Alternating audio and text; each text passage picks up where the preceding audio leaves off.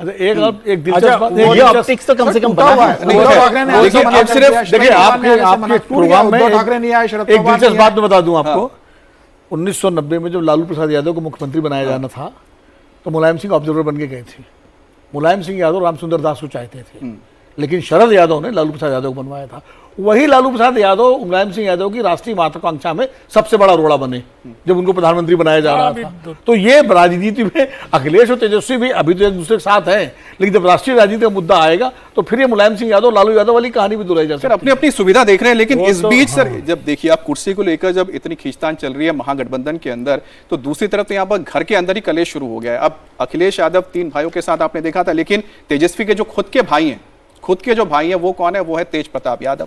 अब तेज प्रताप यादव क्या कहते हैं, क्योंकि हुआ क्या कि तेज प्रताप यादव एक सभा में थे, अब वो भाषण दे रहे थे और भाषण में तेजस्वी को लेकर सीएम बनाने को लेकर काफी नारे लग गए। अब जहानाबाद में मौजूद थे और वहां पर भी तेजस्वी यादव के समर्थन में खूब नारे लगे। तेज प्रताप भड़क गए। क्यों भड़के, किस तरह से भड़के, क्या कहा, सुनिए, उसके बाद आगे बात करेंगे। आपकी बात तेजस्वी सरकार और फालतू बात मत करो यार। तुम्हारे से का है क्या भाई? पुलिस पकड़ेगा लेके चल देगा यार। फालतू का बात मत करो। जनता का सरकार आता है, किसी व्यक्ति या विशेष का सरकार नहीं होता।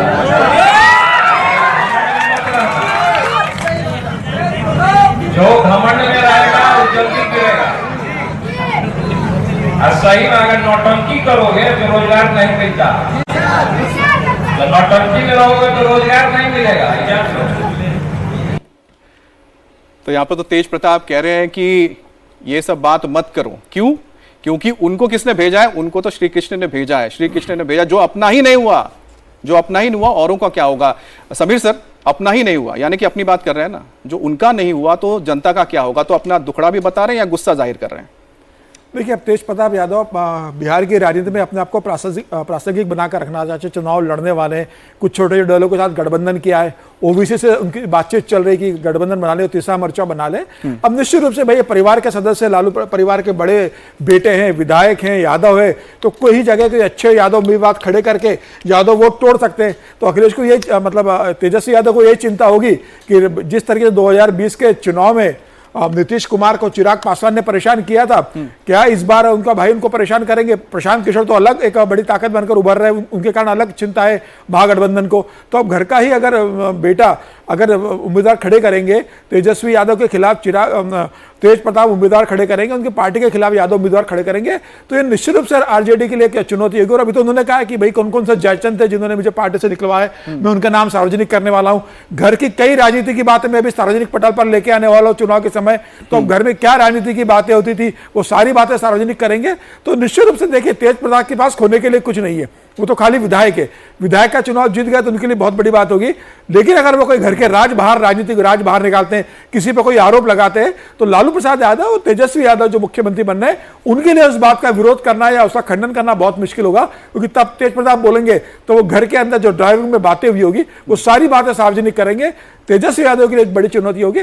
फिलहाल मुझे लगता है कि जमीनी स्तर पर तेज प्रताप को बहुत समर्थन नहीं है, वह अभी जमीनी हकीकत देख रहे हैं, गठबंधन करेंगे, चुनाव लड़ेंगे, कितना नुकसान पहुंचाते हैं देखने वाली बात होगी। लेकिन 10 सीटों पर भी अगर उन्होंने नुकसान पहुंचा दिया तो ये तेजस्वी के लिए बहुत देखिए की बात। मैं इसमें एक एग्जांपल देना चाहता हूं आनंद सर, जो हमने उत्तर प्रदेश में देखा था, शिवपाल यादव भी अलग हुए थे, कितना डेंट कर पाए ये तो सबने देख लिया है। डेंट तो किया था, ठीक है, कितना डेंट कर पाए? अरे अगर 2017 में अगर एक और पार्टी का विभाजन नहीं होता, एलजेपी का हालत नहीं होती। 47 सीट पे आगे रहेगी। एक एलजेपी का भी हाल आप देखिए, एलजेपी में भी ये देखने को मिला जब चाचा भतीजा के बीच में ये दिक्कत आ गई थी। तो कुल मिलाकर देखा जाए जो, लेकिन तेज प्रताप की क्या उस तरह की स्टैंडिंग है आनंद सर इस वक्त? क्या उनका उस तरह का संगठन है? क्या उनके साथ ऐसे लोग हैं जो डिसडेंट का जिक्र कर रहे हैं विनोद सर, वो कर पाएंगे? ये देखिए, आपने अपने प्रश्न में ही उत्तर दे दिया है। जो संगठन की बात कर रहे हैं, चुनाव संगठन से लड़े जाते हैं।